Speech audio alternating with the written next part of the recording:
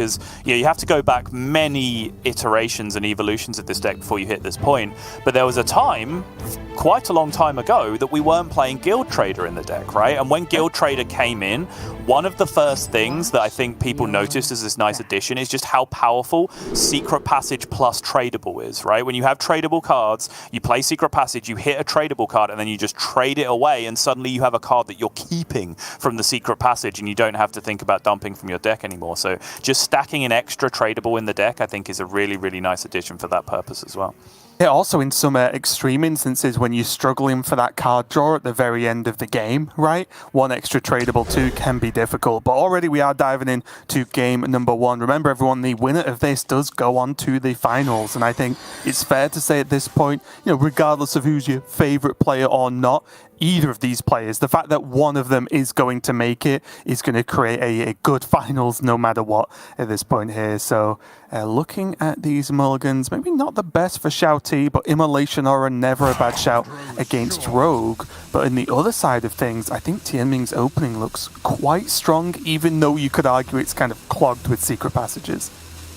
Yeah, one Secret Passage too many for sure. Yeah. I mean, even you could argue 2 Secret Passages too many in this position, as XiaoT just straight up pushes the 1 on turn 1 instead of playing his quest.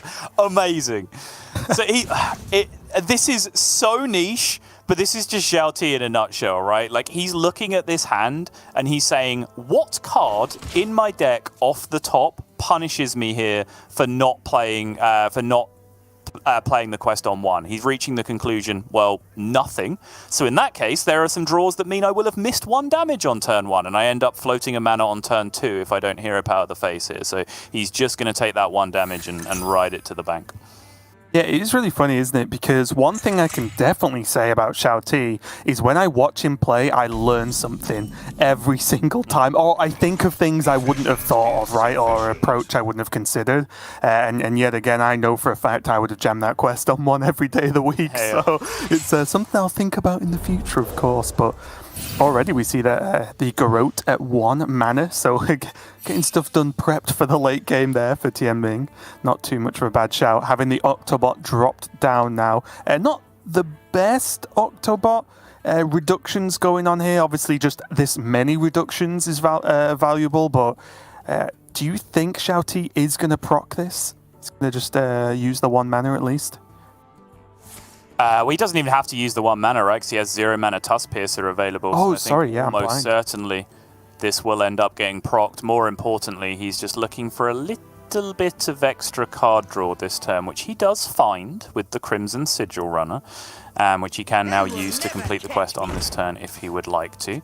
Crimson Sigil Runner will be 3 out of 4. Ideally, he hits card draw here, and he does, but otherwise, as an emergency, he could Spectral to draw 1 as his final card draw in that spot if he really wants to, but Double Jump looking a slightly more attractive proposition. But we have seen XiaoT in this tournament and previous turns really, really valuing the discounts on the cards that are drawn, right? So yeah, no surprise to see him rip the Spectral Sight there. He's done this turn after turn, really valuing that double jump going to 0 instead of 1 over the potential for a double draw from the Spectral Sight further down the line. Yeah, and although you can argue it doesn't always make sense to do this, you can't argue with the fact that he has just effectively gained mana, right? By having those extra reductions and using that Spectral, even though it was only for 1 draw.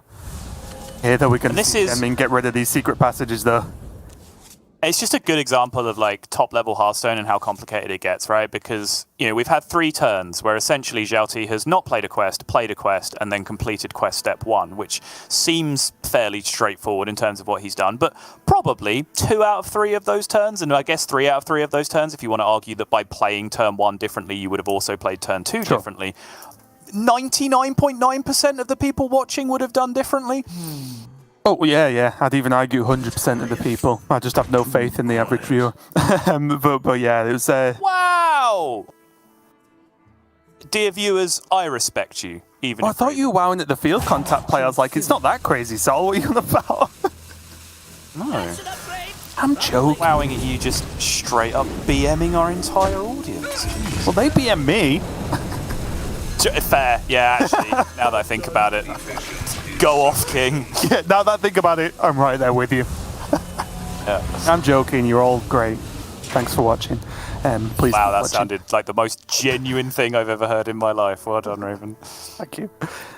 Here, though, Tianming is putting forward a pretty reasonable board, right? Although he's probably not expecting this field contact to live, there's not a 100% chance it dies, so there's always a shout there. Second Octobot being able to reduce this hand is looking good, although again, I imagine he would have loved to have actually been able to play Shroud beforehand here, but just didn't really fit the turn.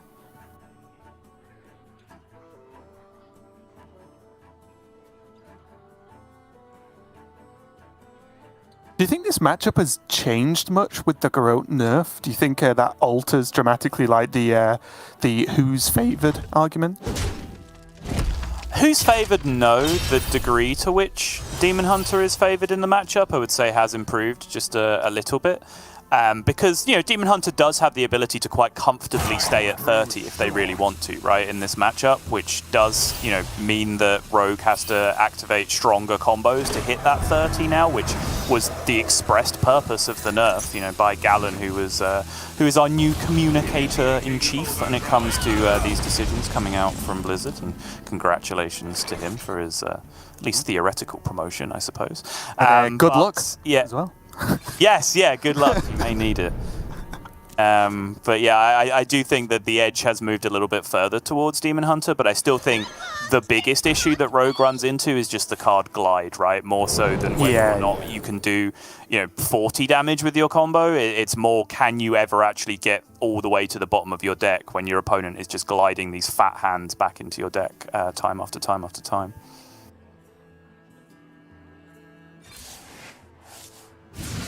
I thought he was going to equip that for a second. I was like, not sure about that one, but did go for the trading it away, gets hold of that prep.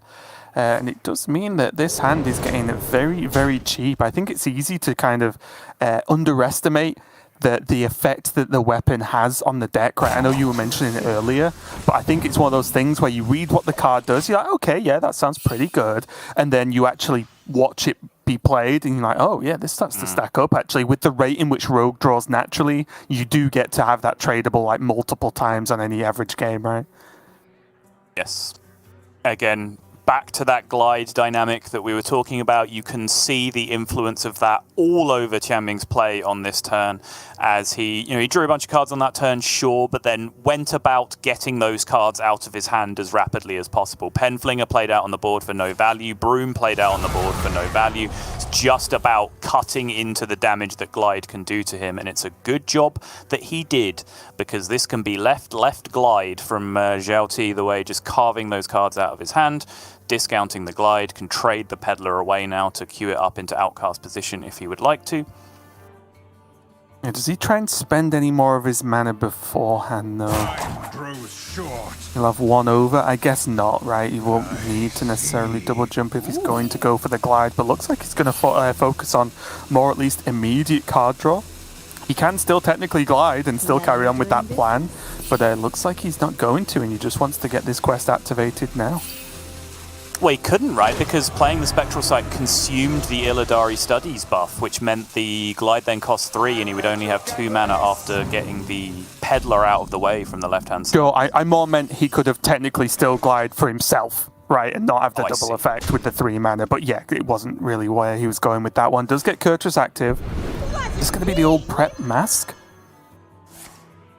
Prep Mask! Push the damage! Get it out your hand! I mean, we know he's got a problem with damage now, right? You got to make up that lost damage from your bleeds somewhere, so get that mask going, Face. Makes sense to me. There you go. It always baits me, the Shroud minions when they're played, because it's like they played like, wait, where's my battle cry? And then it's like, stealth.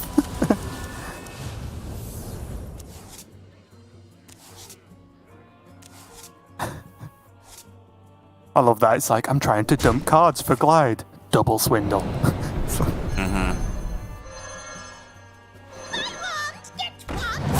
A pretty liberal use of the old shadow step. Now the old double mask turn as well.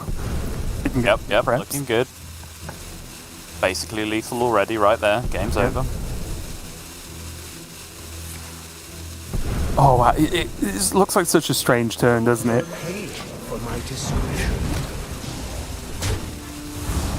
That's both Orc Merchants played out now.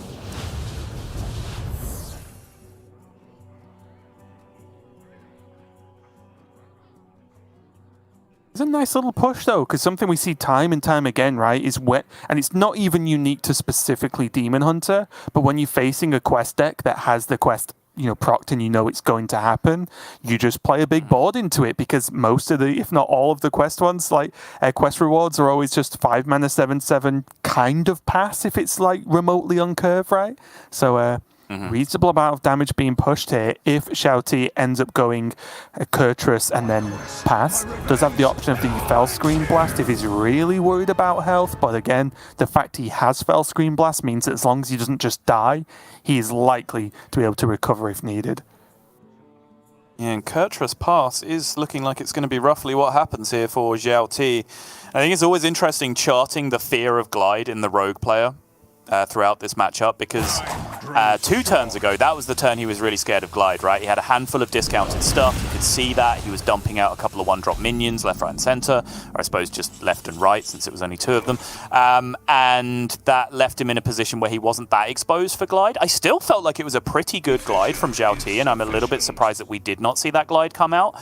But then on that turn that Tianming just played with the Secret Passage, Swindle, One Thief, all that stuff, I think he had almost 0 fear of Glide, because he knew the Kurtrus was in hand on the other side, right? So XiaoT was not going to be gliding away the Kurtrus. Stack that up on the fact that Tianming probably has a similar read to I do. It was like, well, if there was a good glide on the previous turn, he probably would have done it, right? So when you stack all those things together, Tianming just went, all right, cool, 9 cards in hand at the end of this turn. I'm chilling. And it's honestly working out pretty great for him. Yeah, and XiaoT did use the lifesteal there to kill off 3 of the minions. One of them had spell damage, which is important. I think if that not that hero power would have come out. But here, big turn from Tianming, obviously not going to be lethal. But funnily enough, now the glide doesn't look bad, right? You can just resize this hand.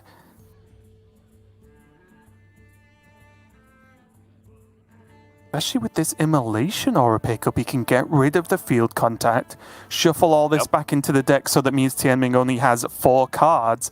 And outside of the tradables, I think that's just all the card draw gone, right? He went double Swindle earlier. That's his second contact, I think, so... Yeah, just really hoping he can push some chip damage with a couple of minions this turn, and then he can do the old Garrock Cutlass trade route to lethal. With, of course, the way that the tradable works is that the card that you trade is put onto the bottom of the deck, and all of the other cards are shuffled. So you will draw every bleed in sequence and then draw the Cutlass last if you end up doing that, which is a very reliable way of doing it. But Tianming is going to get hit with the glide here, buying XiaoT a couple of extra turns, maybe just 1, depending on how this pans out. But crucially also, this removes so many discounts from the hand as well for Tianming. Those Garrots all going back up to full damage at this point. And Tianming now pretty much back to square one. Good old-fashioned turn 7 mask. Just deal the damage, get it done. Still going to go off there for XiaoT, giving him that extra card draw. And all that does add up to a grand total of 2 mana right now, which seems pretty good. I think XiaoT can start with a Moarg, right? Far left? Yeah, see if he wants to unlock the Spectral from the left with the Moarg. Because honestly, if you can kind of break this down in this game in a way where XiaoT might not even need to hit lethal necessarily this game. He can almost survive the max damage from this point if he's keeping track of everything that's going on here. Does start with the double jump, does then end up dumping the Moarg. But he might be interested more so in healing than anything else in this position. Agreed as well. Million more cards. There's the I-Beam. Yeah, I-Beam for the heal with the Moarg down as well. That's a significant amount of extra health. Decision time now, though. What would you do? You have Guild Trader, Arcanist, Il'gynoth, I-Beam all sat in hand at this point. But it must be very, very tempting just to take a heal at this point, and it looks like that is what XiaoT is going to do. Yeah, he knows there's one Mystery Mage spell, right? Which we know is the second mask. That's like the one unknown quantity, and I guess he should know there's a One Thief as well somewhere in the deck, or in the hand. So outside of those two things, he can pretty much work out what's realistically going to be available. That's going to be the Guild Trader drawn from Tianming. So wouldn't surprise me too much if he starts with a trade this turn. In answer to your question, though, now I can actually stop talking and think about it. I would be interested in the greedy line, I think, personally from my position, because just counting the mana available to the opponent, just playing Guild Trader Garrot because you know you've removed all discounts, right? They're going to be costing full at that point. Is going to cost a full 8 mana on that turn. So I think there are extremely limited routes, if any, that you can actually die on that turn. I suppose it removes kind of high roll outs where it's not guaranteed bleed draws, but maybe it's just, you know, spell damage +4 in a row or something when you still have a bunch of cards stacked left in your deck. But I would have perhaps been interested, but I think the way XiaoT has this set up is perhaps a little bit cleaner and more consistent overall.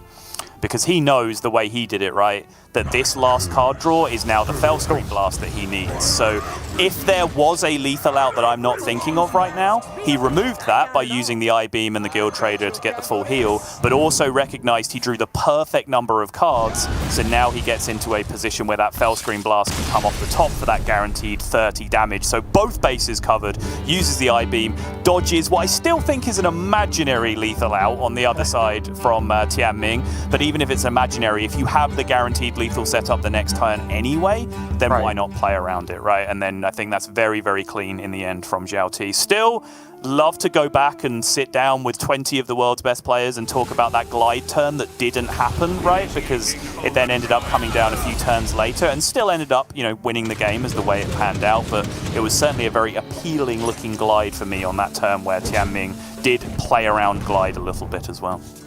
Yeah, just let me know when that is, that meeting between the 20 best, and I'll make some space in my schedule. Got it. Yeah. And I'll be there. Wait, have you not been at them before? The assembly of the world's best players? I've been busy. Is the memo on these? I've been busy. Oh, okay. There's a secret second meeting where it's the real world's best, and you know, they're only a small group.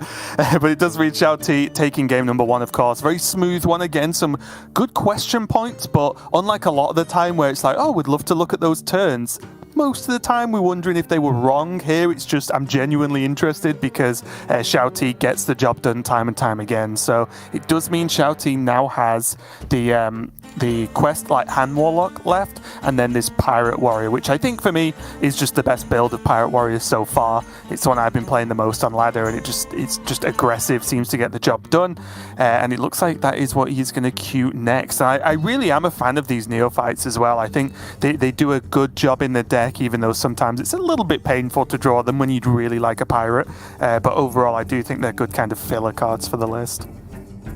Yeah, I mentioned before, you know, back in our playtest day on Thursday or whatever it was, we were playing some games and I was talking about Cult Neophyte, and I was like, oh, there's no Cult Neophyte in the list anymore. I was like, oh yeah, of course, like a lot of decks have cut those for like some of the mini set cards or whatever, right? And then I was like, is that really a thing? Like, Cult Neophyte's pretty broken. Should we not just be playing Cult Neophyte still? And I think the way this has panned out, again, it's kind of that thing that I was talking about earlier. As the cream is rising to the top, we're seeing Anaconda Druids, Garrot Rogues, Mizaki Mages, those kind of things that you're having to compete with on the other side. So suddenly Cult Neophyte looks like quite the genius tech inclusion because, you know, for example, just the Druid on the other side for Tianming, if that was the matchup that happened here, Cult Neophyte is almost a one-card victory against Druid in a lot of positions. Just a Bloodfen Raptor that stops your opponent from doing anything and then hits them in the face a couple of times is usually good enough to get you there if you're backing that up with some skillful play around it. So I'm right there with you. I think this build of Pirate Warrior, that's where the P was. I was wondering in my head, like, where did that P even come from? It was in Pirate Warrior, that's where it was. It's a very, very well put together build. Lots and lots of aggression. Really, I think, hyper tuned to hunt down those Mizaki Mages and those Druids, because you want two things. You want tons of aggression and you want Cult Neophyte, and he has both of those in spades. Yep, he is going to be going up against this rogue once again from Tianming, though. So, again, the Pirate Warrior opening mulligan, not the most overly complicated thing a lot of the time. You are just looking for those fairly early pirate curves, and genuinely, you do get them, especially in this build from XiaoT. He isn't running the more control tools that can make your openings a little bit weaker. If you like start with a Rancor or something, that can be a little bit rough. And even this actually isn't great, going 3-drop, 5-drop. But again, the strength of this deck is that you're so likely to just naturally draw into a curve anyway, that even if the mulligan doesn't perfectly line up, you are still looking quite good. But on the other side, Tianming's mulligan looks fantastic as far as I can see, so. Yeah, this is rather dreamy. Not only does he have Shroud Octobot combination, he also has Prize Plunderer and Shadow Step, which is your #1 anti-aggro tool going into a situation like this. And now for Tianming, if your hand is this good and then you are seeing that bad of a curve from your opponent where they are not even playing a Pirate on turn 2, I think you'll be pretty delighted. Yeah, I do feel like I just jinxed this for XiaoT. This is such a rare occurrence, at least in my experience, to see like Pirate Warrior not draw any of the 1 or 2 drops at all in the list. That is a real big surprise there, especially because the 2 3-drops he has are also not the best 3-drops to play like naturally on board at this point. Well, there they are. Finally, now you show up. Late to the party, like Smite. Yeah, what was the analogy before? It was like the cool guy that turns up to the party, but everyone's happy to see him. What's the opposite of that? Because this is the guy that's turned up late to the party, but it's just objectively bad. You wanted them to be there earlier. Yeah, or they just shouldn't. They weren't invited. That's also a plan. They turn up late and they weren't invited. Like, that's just a double no-go. Is this just you and the Council of Top Players again? Is that what we're talking about now? Yeah. Yeah. Gonna agree. Smile and nod. So the Shroud coming out from Tianming. Oh, Not looking too bad at all so far. He can clean up this Ratchet pretty easily as well, if he wants to use the Pen Flinger.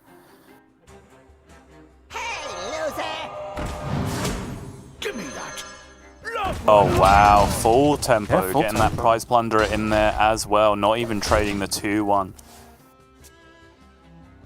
To be fair, XiaoT is a long way away from getting the actual quest cannon procs, right? So, which is always the fear. You've got to always consider, right, what turn are they going to proc the 2 cannons? Am I playing minions into that board just to get farmed? But because XiaoT's had such a poor opening, Tianming knows that's very far away right now, so these minions are relatively safe. And honestly, if XiaoT swings his 3-attack weapon into any of these minions, I think Tian's kind of just happy about that. Yeah, agreed. He ends up hitting the Pen Flinger as opposed to the Prize Plunderer. Shadow Step will, of course, be a fear in XiaoT's mind for several of these cards, really. Like, if a Shadow Step is available for your opponent, are you even scared that they're going to use it on the Prize Plunderer here, or are you more afraid they're going to end up using it on that Octobot, which is the one card you couldn't remove on this turn thanks to the Divine Shield? Tianming is going to drop his Secret Passage, and so far hit a fairly underwhelming one, continuing to be fairly underwhelming, in fact. Yeah, he's going to be able to do something with this, and again, just go for that Secret Passage again. Right. Oh, okay. Cutlass, pretty good. Oh, 1 Thief if he even wants. Yeah, I think I like the Thief. Ooh, it's got to be Overflow, right? The next turn looks pretty good. Just kill any pirate that's played next turn and gain probably at least a smallish minion. Oh, rigged. Okay. Wow, That was definitely the one I wouldn't have picked, if I'm being honest.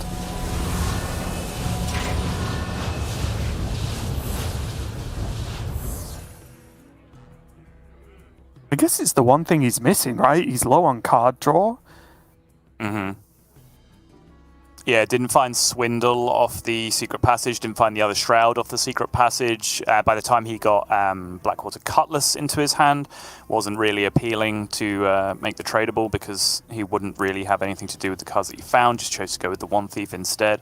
So, you know, card draw is, of course, goal number 1 of this deck. It's just rigged fair game is very ambitious card draw when you're playing Pirate Warrior, but Tianming is just saying, I guess, he's so far ahead on board that, you know, even if cannons start firing, he's got so much stuff on board that will be able to tank it that he still has a pretty good chance overall of that rigged fair game activating. Hey, gonna go for the Ogre here instead. I was looking at even if it had to be like Cannoneer 1-drop and then a new weapon after the swing. That would have looked fine. But yeah, he's just going to go Ogre, draw more cards. Maybe wants a bigger Cannoneer turn. Does clear up both prize plunderers this time. Again, I think they are the scariest target right now to be shadow stepped in this position. But yeah, here we go. Rigged Fair Game comes down. And you know, you can break down this spot, and when you actually look at it, it has a chance of going off, right? Yeah. Because not only does XiaoT have it, not only is he definitively behind on board, so not really in the business of pushing face damage, but he'll also have to spend mana playing around other secrets that he doesn't know about, right? Before he actually commits to dealing with the Rigged Fair Game. So it's Mirror Entity out the window that he knows it isn't. But now he's in that scenario, and we've been in this scenario as a community for quite a long time, and this is why Rigged Fair Game is sometimes a little bit risky, because there's always a 50-50 here between like Rigged Fair Game and Oasis Ally, right? And I think that the risk-reward tree just always pans out in favor of you swinging face instead. Yeah, and also just the fact that there's going to be another 2 cannons, right? Mm-hmm. Coming out. So this turn it basically involved 4 cannon shots here for XiaoT after the swing, which is a huge deal on this board and could be the way he just fights back. And especially if he can hit face and say take out the 2-1 and the 1-2, it's going to be absolutely huge. Great call from XiaoT. It's easy for me to say because I know what the secret was, but I think the sequencing there was absolutely correct. The Pirate can go face, because if Ice Barrier procs when the Pirate goes face, then the world is your oyster. You can stop thinking, right? And that's great. You can just work out what the rest of the turn was. But after that point, still committing to the weapon to go face, I think is a great call as well, for the reasons that I outlined. Face attack plays around 2 things, which, a minion attack plays around neither in that position. So I really like it. You don't want to risk the Oasis ally getting procced in that position. Make sure some damage goes face as well to turn off that Rigged Fair Game. I think XiaoT navigated a very tricky situation very smoothly in that spot. Very suddenly, with the help of the cannons, with the help of just a good turn from XiaoT, he's suddenly looking great, right? Slightly behind on health, but the turnaround based on his opening is actually pretty huge so far, and he is sitting on Smite, which is just huge burst damage out of nowhere. So many options. Cannoneer is just a disgusting It's so sick. card, I Raven. love playing It's it. so powerful. Yeah. Boom, boom. We want to double boom. Choose soon. Tianming knows he's in trouble, right? He has to do something here. Gets the Garrotes in. Brain freeze on the Cannoneer. Always priority kill target number 1. And it looks like the plan has changed. Both players are just going to slap each other in the face until one falls over.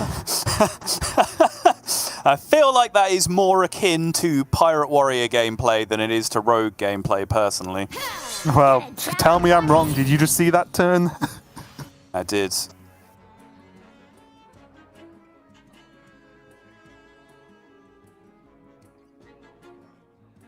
XiaoT just thinking about potential trades now? Yeah, because he still doesn't know, right? He hasn't tested for Oasis Ally from his position, so from his perspective, that could absolutely still be there. But at the same time, he is at 13, and there are a couple of bleeds in the deck, and this is 3 damage being left up on board on the other side. I do think just looking at the way the numbers add up, though, he knows he's not punished for going face. So if he goes face with everything, Neophyte hero power, then next turn he has Smite plus another weapon swing.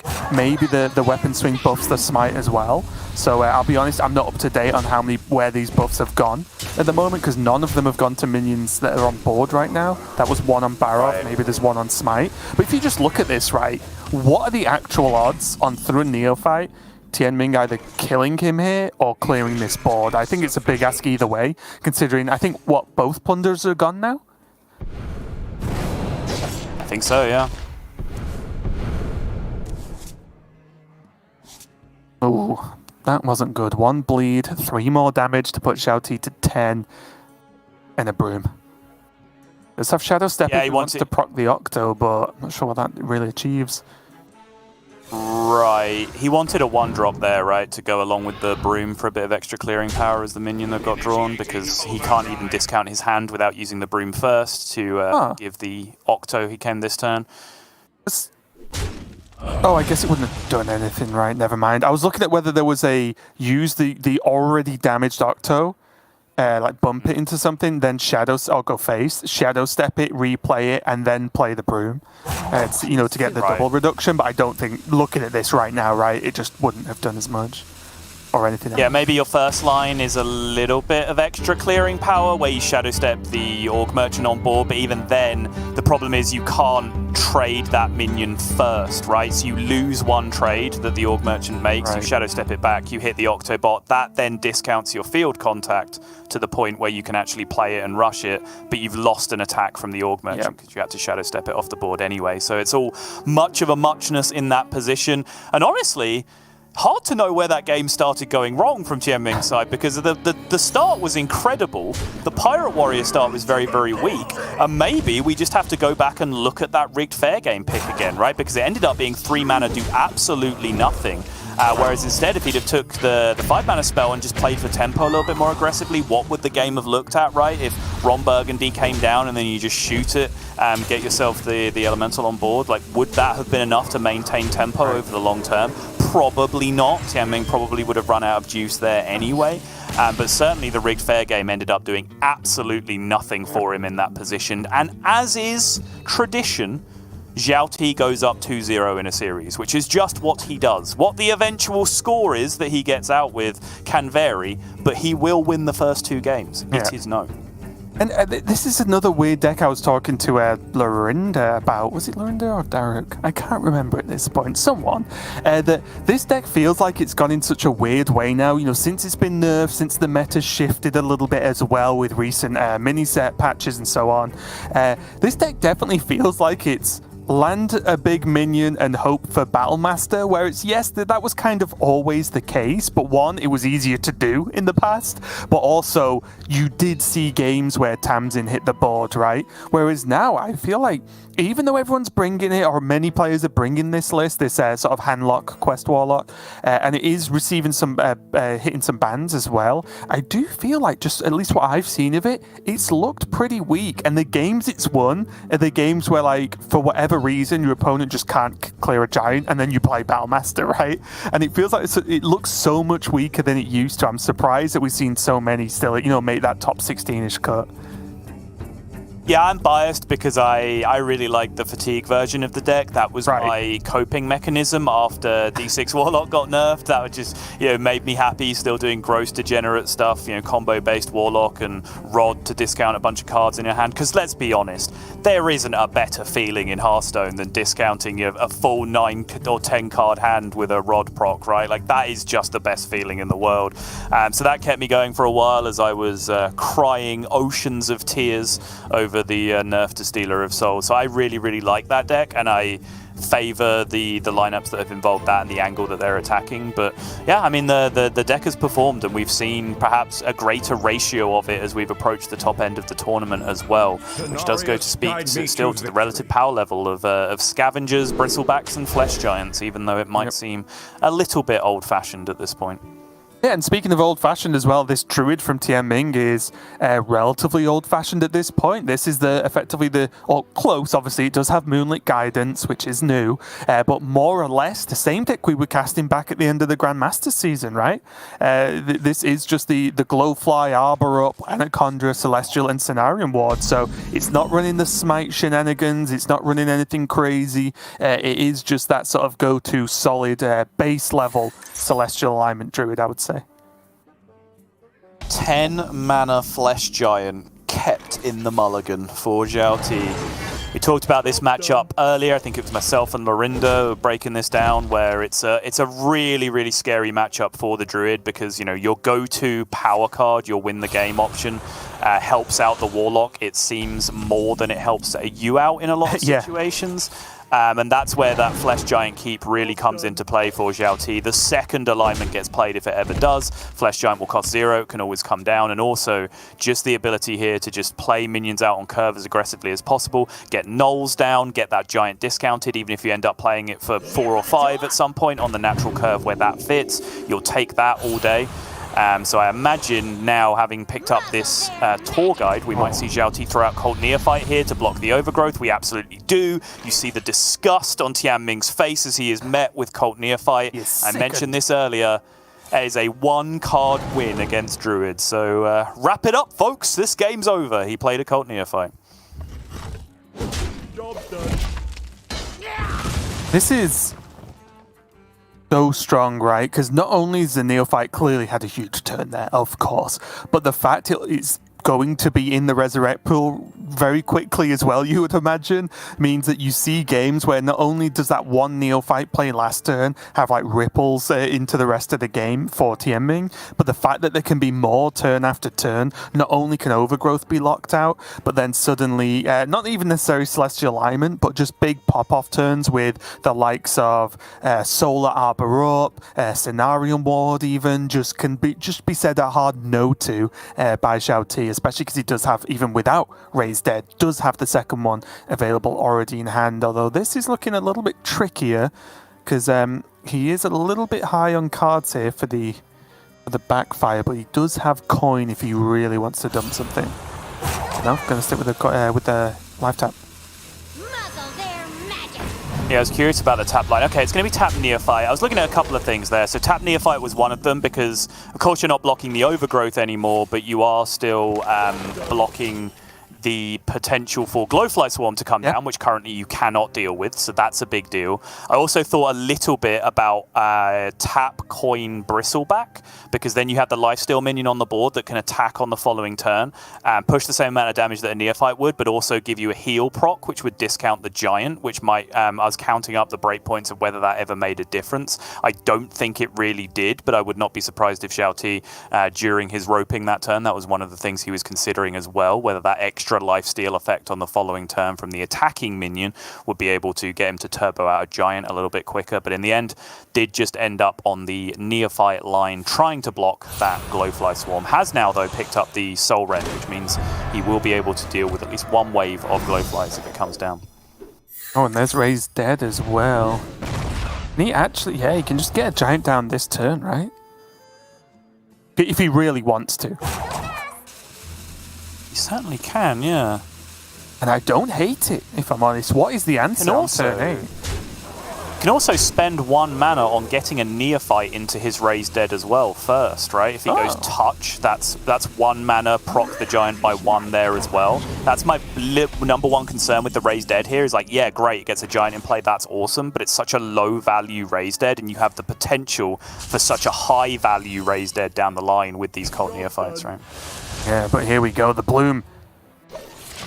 Gonna help out a lot here with Solar, Cenarium Ward, and this can go very different directions, and I would say that's gone downhill. Obviously just a good play in general. A 12-12 against specifically Handlock is fine, not good, but acceptable because it can kill Giants.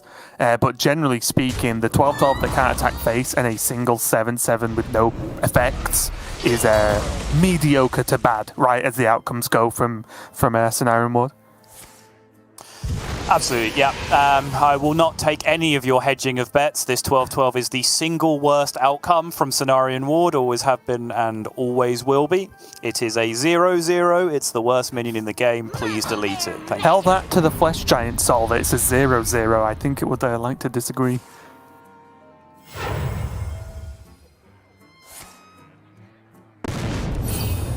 But now I think pretty clearly here that XiaoT is just, oh, okay, well, there's Battlemaster, there's Giant number 2.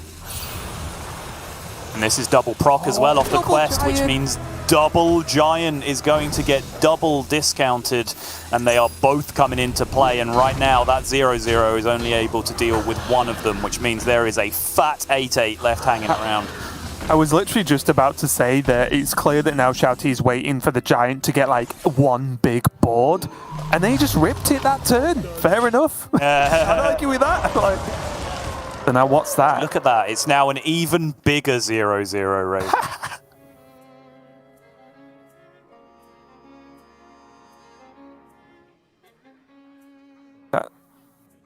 That 29, or am I just being an idiot? Oh, really? I didn't even look. Okay, cool. I'm interested.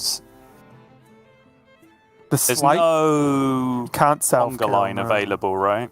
Yeah. Well, there is, but not where you want it, right? The tour guide with the more. Yeah, you can conga line the tour guide. Quite the conga really you're after. Want to. No.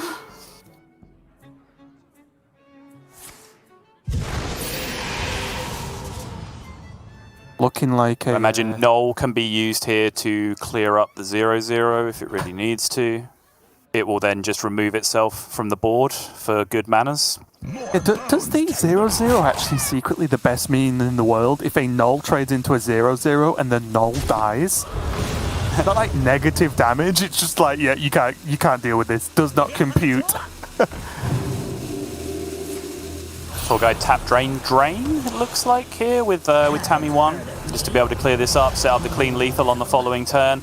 Like I said, like, you know, you can draw as much attention as you want to the fact that he's got turbo 8/8s this game. He's had a really smooth, aggressive curve.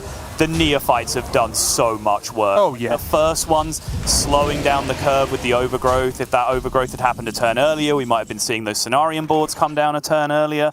But he's just left him in a position now where he's in an absolutely disgusting position. And he's hit the Pheno 8s last time. He needs to hit the Blizest of 8 this turn. Whoa! And the Abbey 8s! Even better! Okay, that plan has now changed for XiaoT because he used the Raised Dead. He's used both Raised Deads now, so there's no Giants knocking around anymore. He has to make something happen, and the problem is that's all the way back up to 31 for Tianming. So it's not as if, even though the big minions were cleared, it's not as if like the Battlemaster just is fine with 3/3s at this point, right? It's just not going to be good enough. Yeah, so he needs to refocus now onto Tammy 2 win condition, it almost looks like at this point. Did get a good way through his quest with those early Raised Deads. Do you think with... what can he do here? With like Null, Neophyte, Drain, he can actually still just like retain enough of the board to push through with Battlemaster next turn, maybe? I can see it, yeah. He's picking up the Scavengers now. That's exactly what he was looking for. Yeah. Shadowblade Slinger found as well, which will help him clean up this Illidari much more efficiently if he does want to go that way. Yeah, Null, Shadowblade, and Scavenger looks good to me. He could even... Might also sack a 1/1 and use the Coil instead, right, if he wants to go that way. He wants to retain the Null to have more immediate Battleground Battlemaster damage, I guess. Yep. Yeah, I can see that. What's the minion on the far left? Minion on the far left is a tour guide. Okay, just thinking about like positioning with the Mortal Coil as well, but he has Drain Soul available, so I think he has max conga line potential on the following turn here. It's kind of weird though, right? Because he also doesn't. If he puts the Battlemaster in the middle of the two highest attack minions, then he can't kill either of them. Obviously, he can't now because of mana, but... That's true. Whereas he could have put the it with the Bristleback in between them, right? So then he can Drain Soul the Bristleback. Regardless. In the end, though, it does not matter. 22 just from the Wind Fury minions. Wow. And then just the small matter of a couple of free attack minions going face to round this one out. And that was a decimation. Derek said it in our chat a little moment ago. XiaoT is just a Terminator, and that is exactly what he is doing right now, marching through this one. Not a direct quote from Derek, unfortunately, but, you know, we cannot repeat what he said. But yes, it is close enough. And yeah, I'll back that up. I've had the privilege of casting XiaoT twice now today, and he's just good, isn't he? You know, it's difficult to even... Like, as casters, we do try and offer, you know, alternate paths and different things, but when you actually think about it, he's just playing like a god, right? And he does so often as well, so really difficult to pick holes in any of these plays. A tough way for Tianming to go out, obviously just getting 3-0'd and just destroyed in this series, but I do think, again, he has had yet another very strong showing in Masters Tours, so again, he can just add it to his list of achievements at this point. Yeah, a little bummed out that we didn't see a more competitive match. Like, you know, I hyped that one up, not out of hype, but because I genuinely believed it, right? Like Tianming and XiaoT, I think, have been two of the most impressive players throughout this Masters Tour so far, and I was really, really hoping that we saw an absolute classic there between the two. It was very, very one-sided in the end. Tianming, I think, played fine. Maybe some of those rogue options we can talk about and the way it was navigated through, I didn't quite agree with, but it was just some clean draws from XiaoT, piloted perfectly, right? Because not only did he get handed the goods in a lot of situations, they were played in very unconventional ways, right? Going all the way back to that Demon Hunter game, hero power on 1, the first step of the quest completion was done in a way that was debatable.